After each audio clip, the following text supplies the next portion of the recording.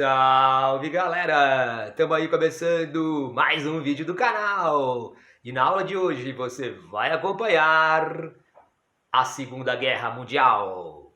Segunda Guerra Mundial no canal hoje. Bom, gente, vamos então começando mais um vídeo do canal e hoje sobre a Segunda Guerra Mundial. É óbvio, né, que a gente vai começar esse vídeo dizendo que é um recorte sobre a Segunda Guerra Mundial, voltado especificamente para quem vai fazer a prova na escola e para quem vai prestar o vestibular, para que as pessoas acertem as questões deste tema. Evidentemente, qualquer assunto da história, né, ela pode ser mais aprofundada por meio de leitura de livros.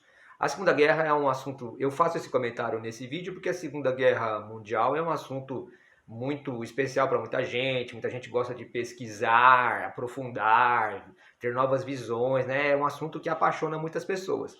Então, aqui o vídeo tem este enfoque, como eu já estou avisando aqui no começo. Então vamos lá, né? No último vídeo aqui, na nossa última aula aqui do canal, a gente mostrou a invasão que os alemães vão fazer em 1º de setembro de 39 à Polônia. Então, se você não viu esse vídeo anterior, fica aí o link e olha lá. Aí volta aqui. Então, é aí que então a Liga das Nações, capitaneados por Inglaterra e França, vão declarar guerra contra a Alemanha nazista e é aí que começa a guerra.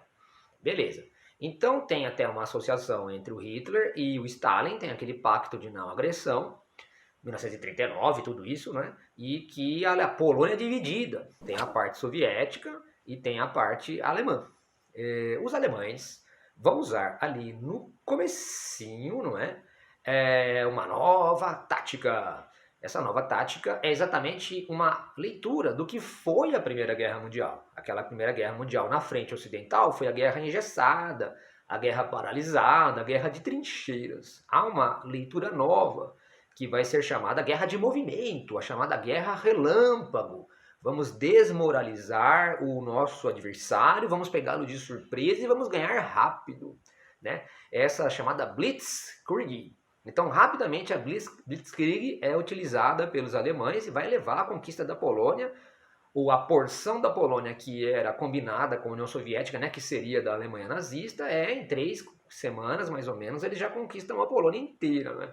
Então, a Blitzkrieg, que foi alguma coisa pensada principalmente, não é, por um general alemão, né, um famoso general alemão, o nome dele era Heinz Wilhelm Guderian, né? Heinz Guderian, esse cara, ele pensou assim, ó, você primeiro usa a esquadrilha aérea, a Luftwaffe, né? A Luftwaffe, você usa a esquadrilha aérea, a Luftwaffe, e você já bombardeia o lugar. Veja aqui então o avião, que era uma brincadeira de criança na Primeira Guerra Mundial, hoje, né, nesse momento, né, da Segunda Guerra Mundial, já era algo bem mais poderoso, muito mais evoluído tecnologicamente. Então, bombardeio.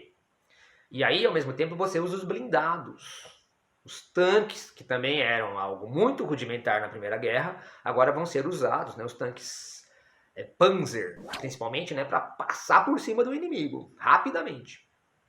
E também você usa os soldados com armamentos leves, com deslocamentos rápidos.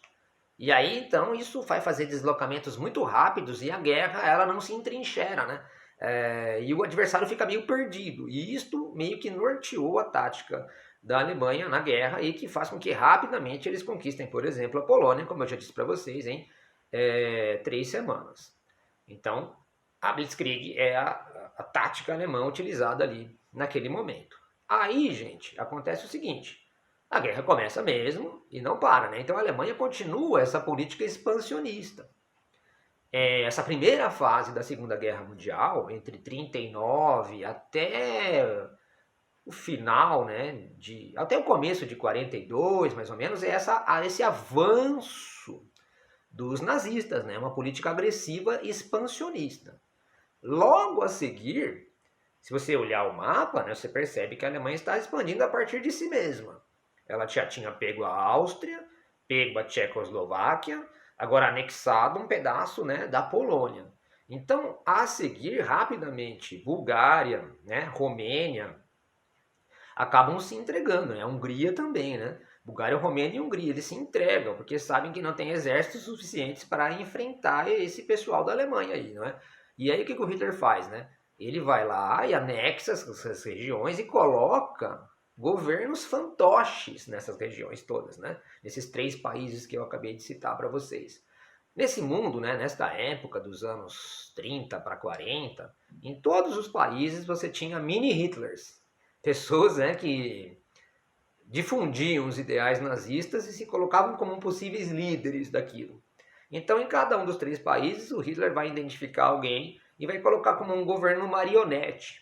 E dessa forma, esses territórios foram invadidos e foram dominados pelos nazistas também. Todas as políticas antissemitas que já eram aplicadas na Alemanha vão ser aplicadas nesses lugares também. Né? Perseguição aos judeus é a primeira coisa que acontece, perseguição a oposicionistas, pessoas ditas comunistas, sindicatos, tudo é aquela política nazista vai ser aplicada nesses lugares. E aí a guerra continua, né? Porque no final das contas, esta primeira parte tem um foco, é o expansionismo nazista. E é lógico que eles querem pegar a França e a Inglaterra. Era esse o foco principal. Então a França sabe que ela é o início de todo o processo, né, de interesse nazista nessa guerra. Bom, mas os alemães vão aplicar uma tática que é a chamada guerra de mentira, que é atacar tudo quanto é lugar, menos o objetivo final, que é a França. E a França sabe que vai ser atacada, mas não sabe o dia certo. Isso deixa, inclusive, há uma questão psicológica, né? Você está esperando aquilo acontecer, mas aquilo não acontece. Os alemães eles vão com um certo princípio, que é o seguinte: primeiro, vai lá e vai anexar a Dinamarca. Depois vai bombardear a Noruega.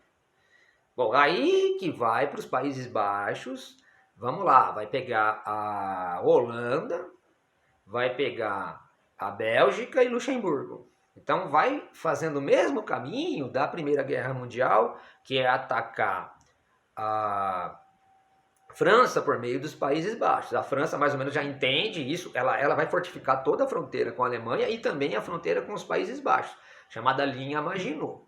É ali que o Hitler tem uma releitura, inclusive, do plano Schlieffen, que assim precisava, né, o exército alemão dar a volta numa floresta chamada Ardenas, para daí então pela Bélgica entrar na França.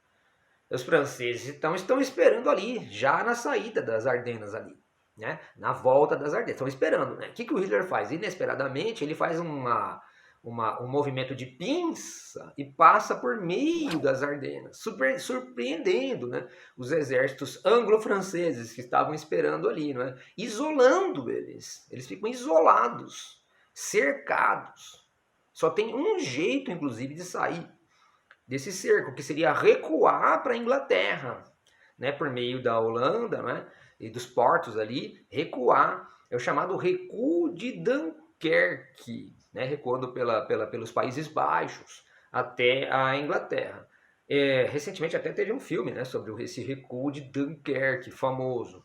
Quando os soldados conseguem finalmente, né, recuar e se safar de serem presos pelas tropas nazistas, né, o Winston Churchill já era o primeiro-ministro inglês. E ele fez aquele comentário dele: parabéns, aí conseguimos, né, salvar os soldados e tal. Só quero lembrar vocês que uma guerra, ela não se ganha com recuos, mas com avanços. E aí ele faz aquele famoso discurso que ele... É um dos mais famosos discursos, né, em que ele fala que vamos defender a ilha, né, a Inglaterra, de todas as formas possíveis, jamais vamos nos entregar, vamos defender nas praias, vamos defender nas cidades, vamos defender no meio rural, no meio urbano, no ar, em todo lugar. E ele vai dar aquela força, aquele gás, assim, psicológico à população para resistir a tudo aquilo.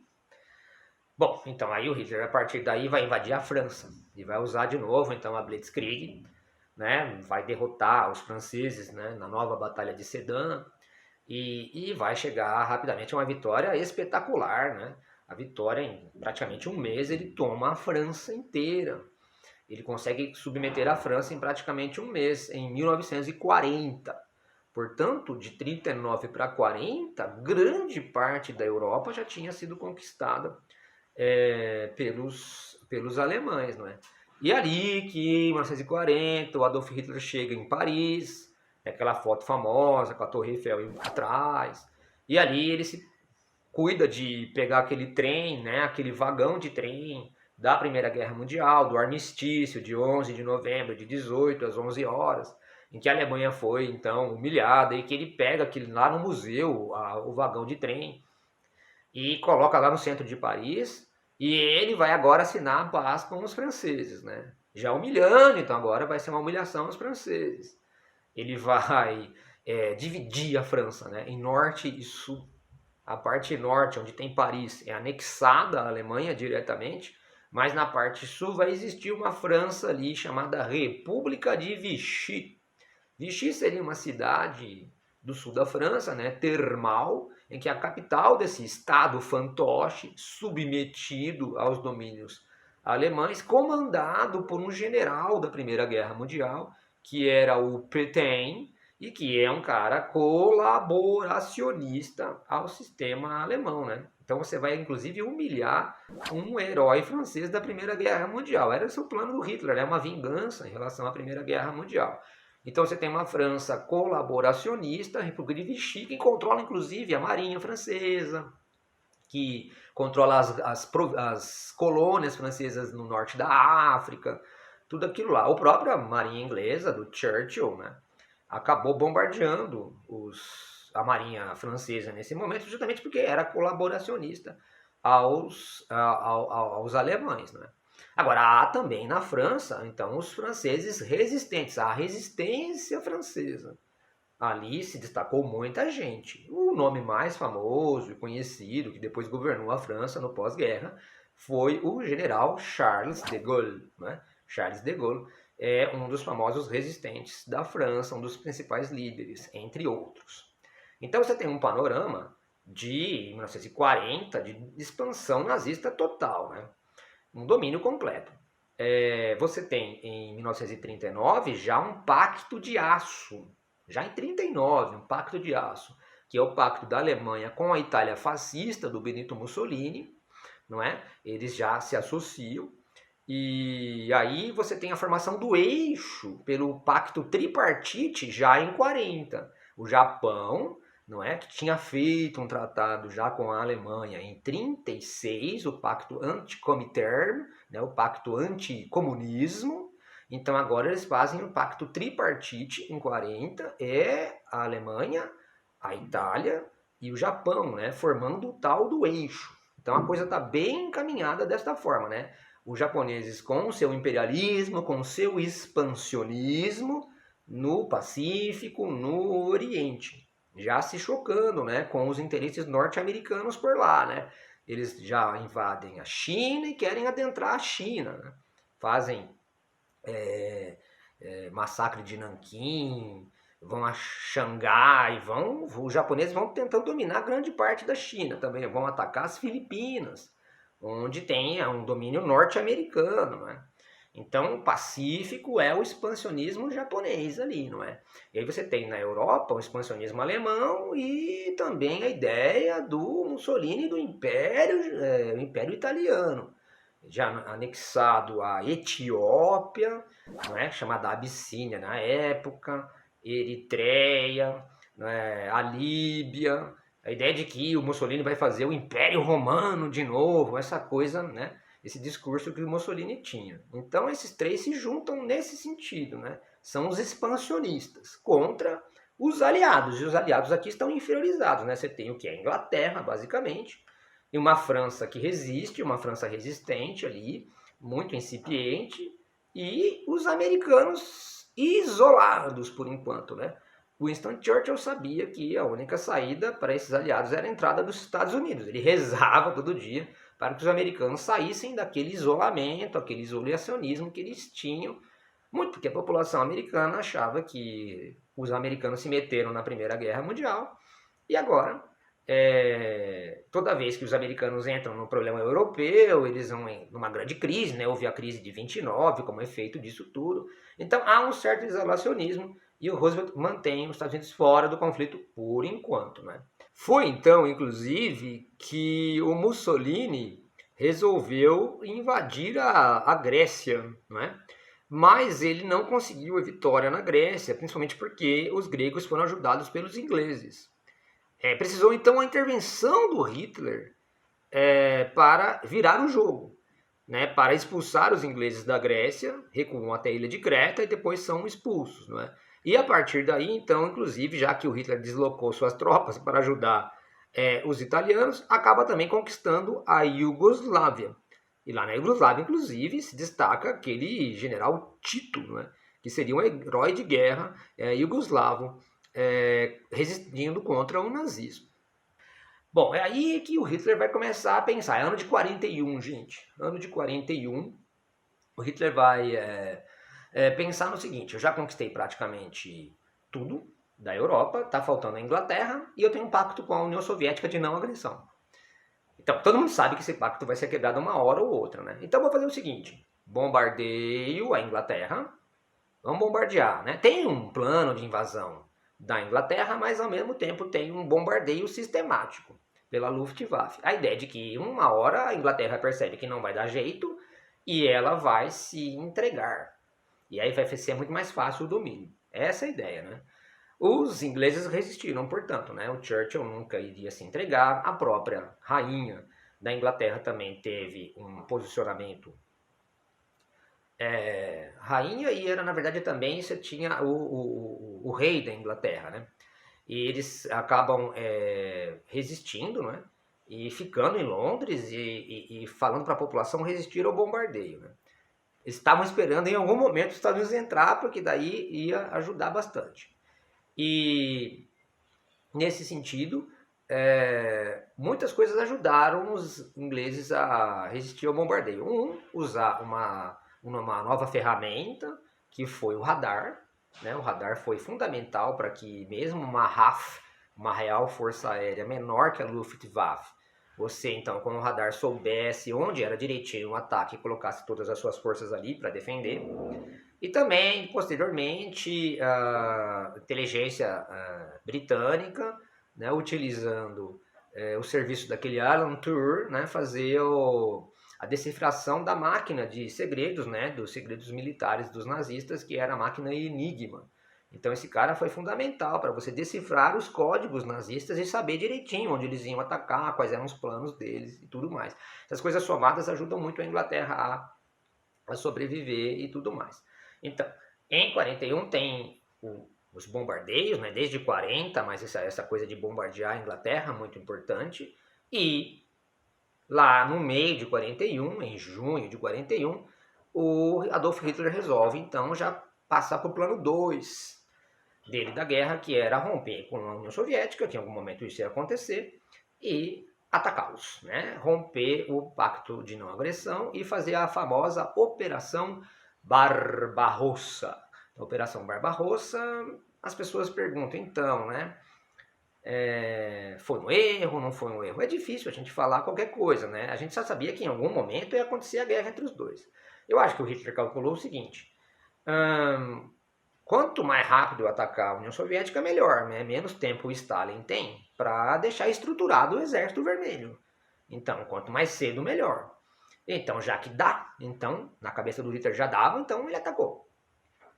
Ali havia também uma coisa importante, que havia recursos naturais na União Soviética que seriam importantes para o esforço de guerra alemão, não é?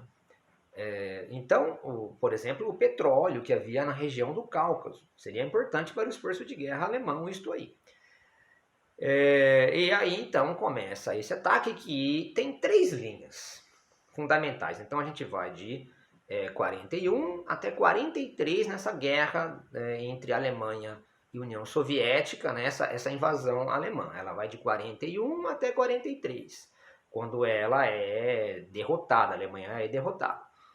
Tem 3 linhas de ataque ali, não é? 3 divisões do exército alemão nesse ataque que inicialmente, então, ele é devastador, né? Ele vai entrando dentro da União Soviética e por um lado, a parte norte, que é a parte de São Petersburgo, que naquela época era chamado de Leningrado, não é? No norte. No centro tinha Moscou e na parte sul, Stalingrado. Muitas pessoas argumentam que essa divisão em três enfraqueceu o exército alemão. Se tivesse focado em dois, principalmente Moscou e Leningrado, teria sido mais exitoso o ataque alemão. É o comentário dos historiadores militares. E chegou próximo a vitória nas três zonas, mas nenhuma dessas vitórias teve êxito, né? Quase conquistou Moscou e tudo mais. Então, quando a gente tem um inverno lá em 42, você tem a expansão máxima do exército alemão. Então, com o inverno na União Soviética, há uma certa paralisação da guerra, não é? E, evidentemente que os nazistas não estavam preparados para aquele frio todo e passaram por um problema grave. E depois, quando tem o degelo, quando volta o outono, o verão e tal, é difícil fazer a Blitzkrieg com estradas enlameadas. Isso dá uma janela de oportunidade para o Stalin reorganizar o Exército Vermelho e poder segurar, não é, a invasão nazista. E que, então, esse enfraquecimento nazista dividido em três frentes vai levar, então, eles a uma derrota nas três frentes. Isto gera, a partir de 43, um ataque soviético sobre os alemães, né? Há uma inversão. E o Hitler apostou muito suas forças nesta vitória e ela não veio. Ele, então queimou muito de suas forças. Não teve acesso ao petróleo do Cáucaso e agora vai ter uma linha forte de ataque da União Soviética vindo do leste para cima da Alemanha nazista, não é? Bom, aí também é preciso dizer para vocês que, paralelamente a tudo isso, houve o ataque japonês à base aeronaval de Pearl Harbor em 7 de dezembro de 41.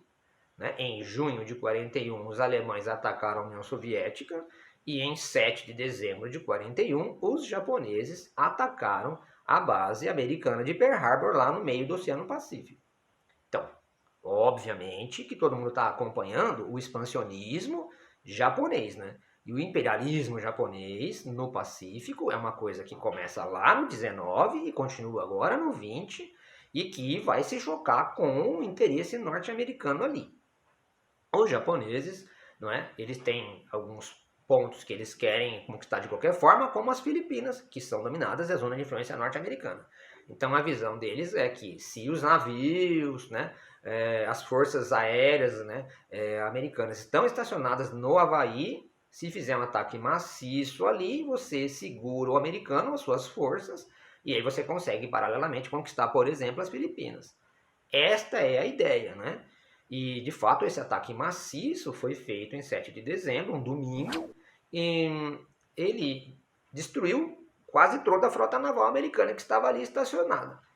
Havia um pessoal que estava patrulhando que foi preservado, né? Não estava ali estacionado naquele momento. E que também os estaleiros, a questão de produzir novos navios também não foi destruído. Bom, de qualquer forma, né, este ataque vai acabar justificando que o presidente Franklin Delano Roosevelt, no dia seguinte, no dia 8 de dezembro de 41, vá ao Congresso e declare guerra contra o Japão. Como havia um acordo entre os três membros do eixo, que se declarasse guerra contra um, o outro teria que declarar guerra contra o outro lado, então a Alemanha logo a seguir vai a declarar guerra contra os Estados Unidos. Então o americano é jogado, né, nesse conflito totalmente, tanto na frente da Europa quanto na frente do Pacífico.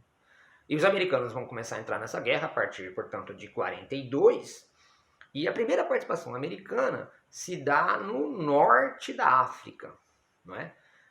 Qual que é a questão da batalha pelo norte da África? É o acesso ao Egito, e do Egito o canal de Suez, indo para o Oriente Médio para pegar o petróleo do Oriente Médio. É central, né, essa questão, né? Então você tem os exércitos ingleses e agora os exércitos norte-americanos lutando ali para tentar impedir que os exércitos alemães e italianos, né, consigam acesso ao canal de Suez.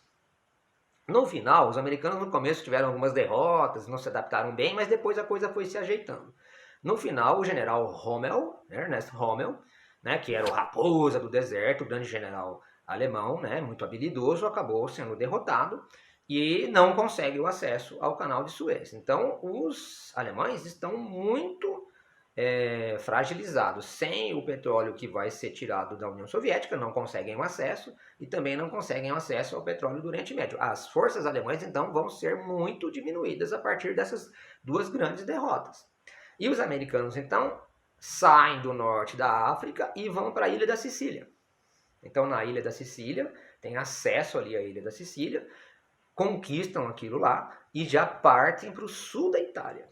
Vão conquistar, por exemplo, Nápoles. Então se abre uma linha de ataque ao nazismo, não é? Que é pelo sul da Itália. Você vai então liberando o sul da Itália, né, dos fascistas e dos nazifascistas e vai se tornando um território dos aliados. Ao mesmo tempo, você tem uma frente de ataque soviética pelo leste, como já tinha dito para vocês, especialmente a partir de 43, principalmente com a derrota simbólica alemã lá na Batalha de Stalingrado. É aí então que estas forças aliadas, que são principalmente então Estados Unidos, Inglaterra, não é? E esses caras, junto com uma França resistente, não é? E a União Soviética, esse pessoal vai se reunir numa primeira conferência, muito importante, que é a Conferência de Teherã, lá em 43, e eles vão lá no final de 43 começar a planejar as coisas para o futuro dessa guerra.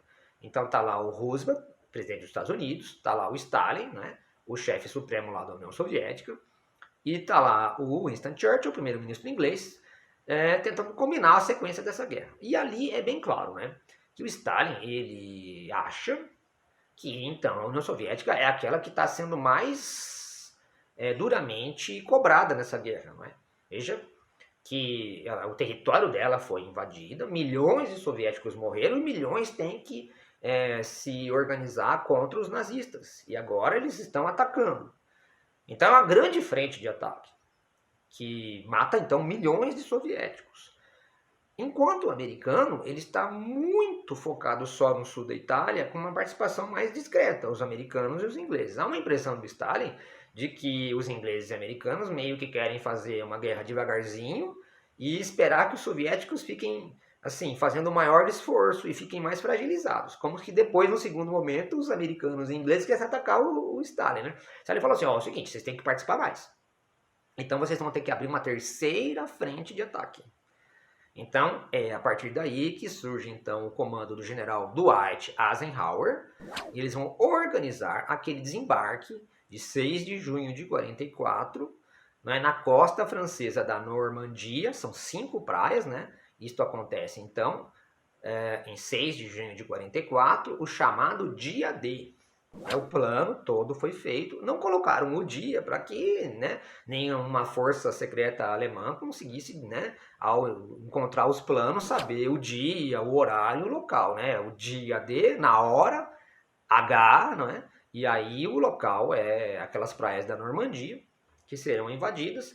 O Hitler achava e tinha certeza que haveria uma terceira frente de ataque contra ele. Então ele fez aquele muro do Atlântico, né? Ele fez um muro total na França, nos Países Baixos e tal, para tentar impedir a chegada e o desembarque dos aliados ali. Usou mão de obra escrava, usou os trabalhos do general Rommel para supervisionar o muro do Atlântico, mas o desembarque acaba sendo exitoso a partir de 6 de junho de 44, invadindo o norte da França e abrindo uma terceira linha. Então você tem uma terceira linha de ataque que vai entrando pela França, norte-americanos e ingleses principalmente, Você tem os norte-americanos também entrando pelo sul da Itália, conquistando o sul da Itália, liberando o sul da Itália do domínio fascista, nazi-fascista, e você tem a União Soviética vindo pelo leste. Então, em 43 para 44, já está meio desenhado que vai ter a derrota nazi-fascista, né? Porque está se invertendo tudo. As pessoas falam bastante, né, sobre a questão da Suíça. E que a Suíça não foi atacada pelos nazistas, né, não foi anexada. Há muitas teorias até fantasiosas sobre isso, né, de que os suíços têm, cada cidadão suíço tem uma arma em casa. Então seria impossível conquistá-los e tal. Uma bobagem. Você acha que os nazistas iam ter medo de alguém que tinha algum armamento em casa, né? Mas também tem a questão dos Alpes, é de difícil acesso e tal, é verdade. Isso é verdade. A Suíça não tinha exércitos profissionais, né, bem organizados, e é difícil acesso e não tinha nenhum recurso natural importante. Então nem fazia muito sentido atacar um lugar, inclusive que se coloca como neutro e tudo mais. Mas tem um ponto central na Suíça que é o sistema bancário.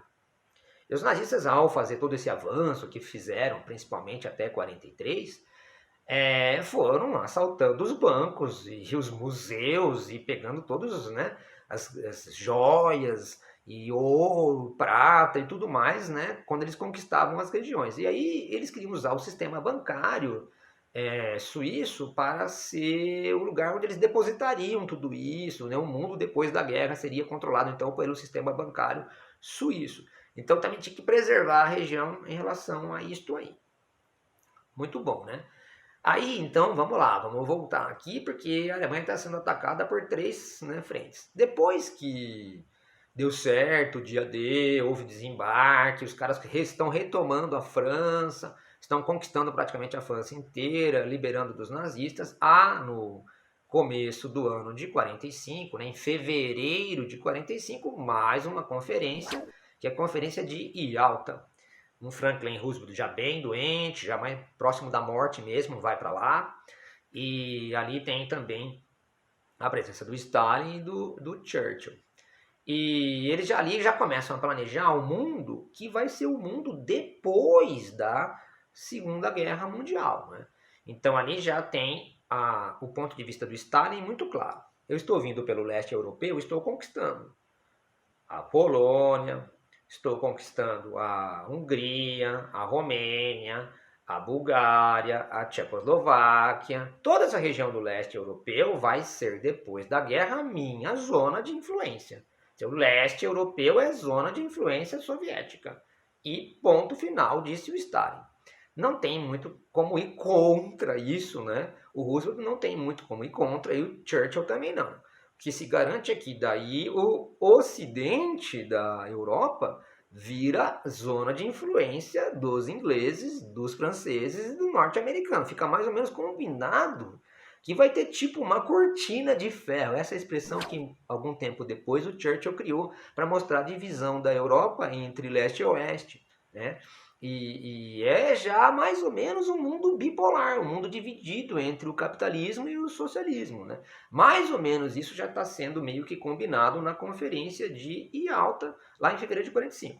Mas falta o esforço final para terminar a guerra na Europa, que seria derrotar finalmente, chegar, a Alemanha está no centro da Europa, né? Invadir a Alemanha e ir em Berlim e capturar o Hitler, né? E isto vai ocorrer exatamente nessa parte final do ano de 45, né? A invasão da Alemanha. A Alemanha está cercada ali, não é?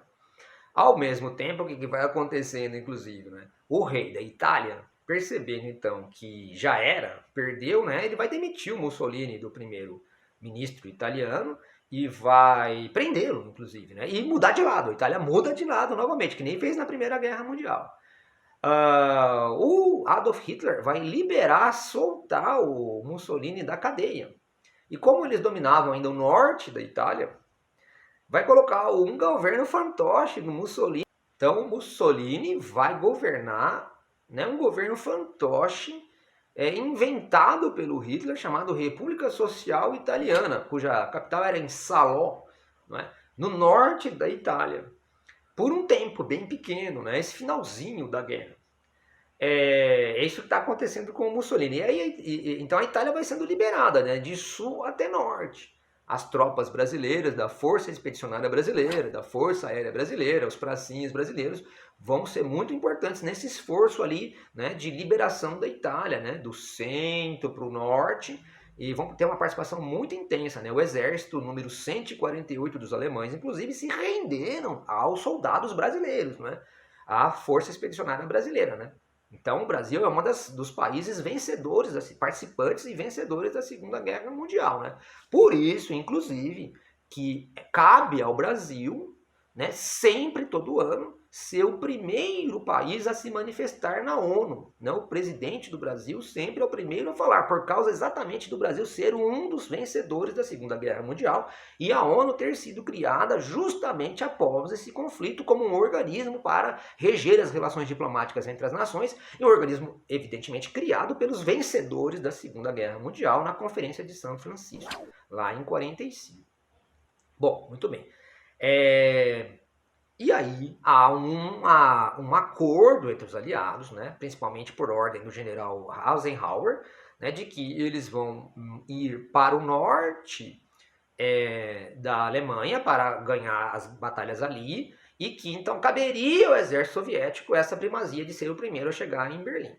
Então, quando está chegando lá no final de abril de 45, está bem óbvio que o Stalin vai chegar e vai conquistar Berlim, não é? Berlim tenta se fechar, resistir. Adolf Hitler está ali reduzido ao seu bunker, debaixo da chancelaria em Berlim, né? São os seus últimos dias, não é? Últimos dias. Tem aquele filme A Queda, que mostra exatamente esses últimos dias do Hitler. Ele se casa com sua amante, a Eva Braun, né? E quando, diante de uma derrota iminente, ele vai, inclusive, ficar sabendo de que o Mussolini, né, o governo da República Social Italiana, cai, né, os partisans e os aliados são fundamentais para derrubar aquilo, e o Mussolini tenta, no finalzinho de abril de 45, ele tenta fugir, mas os partisãos o pegam e o fuzilam, e pega ele e os seus apoiadores, né, e colocam de pendurados no posto de gasolina em Milão, mortos, fuzilados, né? E é tirada uma foto. E essa foto realmente corre o mundo do Mussolini e também sua amante, né, de pendurados no posto de gasolina. E que supostamente isso influenciou muito o Hitler para que ele então ele falasse assim, comigo, então eles vão querer me fuzilar também, né, querer me matar. Então o meu corpo não será exposto dessa forma. Então o que nós vamos fazer? Quando eu me matar, ele deu a ordem, né, que os soldados puxassem o corpo dele e da amante, que ia morrer junto, para fora do bunker e que fosse jogado gasolina por cima e o corpo fosse incinerado. Então ele acaba se matando supostamente no dia 30 de abril de 45, ele e sua amante, e os soldados cumprem supostamente esta ordem, incinerando os corpos. Então quando no dia 2 de maio de 45, Berlim finalmente é conquistada, não é? Os soviéticos se apoderam exatamente desses restos carbonizados do Hitler. Esta é a história oficial que se conta. Evidentemente que se tem um monte de teorias da conspiração sobre a fuga de Hitler para a Alemanha por um submarino, mas essa história eu não vou contar para vocês porque é uma coisa extraoficial. Então, em 8 de maio de 1945, às 10 horas da noite, o que sobrou do comando do exército alemão, que estava comandando a Alemanha, acaba assinando um tratado com os aliados de rendição incondicional. Em maio de 45, a guerra acabou na Europa desta forma. E aí já vem uma nova conferência, a Conferência da Vitória na Europa, e ela é realizada entre julho e o começo de agosto de 45, em Potsdam, na própria Alemanha. Ali aconteceu o seguinte, foi o Stalin, compareceu, não é? Mas Churchill já não comparece, porque ele perde as eleições para Clement Attlee. Então vem o trabalhista Clement Attlee, sendo agora o novo representante inglês nessas negociações do final da guerra. E o presidente Roosevelt acabou falecendo, né? Ele acabou falecendo e aí entrou o vice, que era o Harry Truman. Então aí que acontece a Conferência de Potsdam e aí os aliados se dividem, porque exigem, né, o Churchill e o Truman exigem que a Alemanha seja dividida em leste e oeste, mas que também Berlim seja dividido em leste e oeste. E você sabe que Berlim estava dentro do território soviético, de influência soviética. É ali, inclusive, desta forma que se terá uma Berlim capitalista. Nos anos 40, nos anos 50, nos anos 60. E é aí então que vai surgir um muro de Berlim para dividir este mundo, isolar esse mundo capitalista no meio da zona de influência soviética, mas vai ser só lá em 1961 que o muro realmente será construído. A Conferência de Potsdam também, além de discutir, entre outras coisas, não é, a própria divisão da Alemanha e de Berlim, criou o Tribunal de Nuremberg, que foi justamente o tribunal que iria julgar todos esses crimes de guerra. Bom, então esta conferência não é muito importante de Potsdam, a Conferência da Vitória. E ali tem uma outra questão paralela, porque a guerra não acabou ainda. Existe a guerra no Pacífico. Né? Os americanos, eles vão, com sua força de guerra, de fato, derrotando os japoneses. Os japoneses não têm muito mais recursos. Né? Então há uma grande expansão americana retomando, né, as ilhas todas do Pacífico, onde os japoneses estão ali. Né? Então as famosas batalhas de Midway, Guadalcanal. Mas há uma atitude japonesa de nunca se entregar. Tanto que surgem aquelas táticas kamikazes, né? Eles não têm mais porta-aviões para lutar contra os porta-aviões americanos. Eles não têm mais esses recursos, mas eles usam, né, aqueles jovens japoneses, né, usando a tática kamikaze, né? Entram naquele avião chamado Zero e se jogam no porte-avião americano. Então o mundo assiste, assim, assustado, né, a maneira pela qual o Japão não se rende, né, de forma alguma. E então, tudo isso estava acontecendo já ali na Conferência de Potsdam, a Conferência da Vitória na Europa. Quando então o presidente Truman ele fica sabendo que aquele projeto Manhattan ele terminou com êxito, não é? Com a explosão da bomba atômica no deserto de Los Alamos, lá nos Estados Unidos. Eles têm a bomba atômica. E aí há um cálculo aqui. Usar ou não usar? Evidentemente, usar a bomba atômica contra os japoneses foi um grande crime contra a humanidade, né? Então aqui não me cabe, né, dizer isso, mas também preciso apresentar algum tipo de justificativa porque que o presidente Truman o fez. Me parece que a questão mais importante era mostrar para o Stalin que agora que terminou a guerra e que esses são os dois lados mais poderosos, Estados Unidos e União Soviética, que ele tinha um armamento muito forte e que o Stalin ficasse na dele. Me parece que essa é a questão mais importante. Agora, tem uma segunda questão também que é levada em consideração de que, devido à grande e ampla resistência do Japão, que essa guerra ainda ia demorar muito tempo e que o Japão teria que ser invadido e totalmente conquistado e que isso ia gerar morte de milhares de soldados norte-americanos e que isso ia para conta do Truman e que para ele seria difícil uma reeleição, a guerra seria impopular e tudo mais. Então, somando-se essas duas coisas, ele vai lá ordenar que no dia 6 de agosto de 45, bomba em cima de Hiroshima. E no dia 9 de agosto, bomba para cima de Nagasaki. Isso aí vai gerar a morte imediata de aproximadamente 300 mil pessoas. Civis que não tinham nada a ver com a história, que moravam em cidades, não eram soldados. Então a gente, claro que coloca que isso é algo bastante criticável em relação à humanidade do que foi feito. Bom, isto vai acabar gerando uma rendição dos japoneses, não é? E os japoneses vão acabar se rendendo incondicionalmente. A um ponto, os japoneses pedem, né, para os americanos que seja preservado o imperador. E os americanos concordam, né? Então é assinada a rendição dos japoneses e ao general Douglas MacArthur, e a guerra então também termina no Pacífico dessa forma, não é? Com a vitória americana, com a submissão japonesa. E aí os americanos eles vão reconstruir o Japão, mas agora de uma forma ocidentalizada e como um aliado. Há uma história que é muito interessante, que nessas ilhas do Pacífico, muitos japoneses permaneceram ali, estavam ali, né? E resistiram ali por anos e anos e décadas depois da guerra. Até a década de 70 havia japoneses perdidos pelas ilhas ainda pensando que estavam lutando a guerra, não é? E o mais difícil era explicar para eles que tinham que se entregar, mas que não que o Japão perdeu a guerra, mas que o maior amigo ou aliado político e econômico dos japoneses no mundo, daquele mundo, dos anos 50, 60 ou 70, eram os próprios norte-americanos, não é?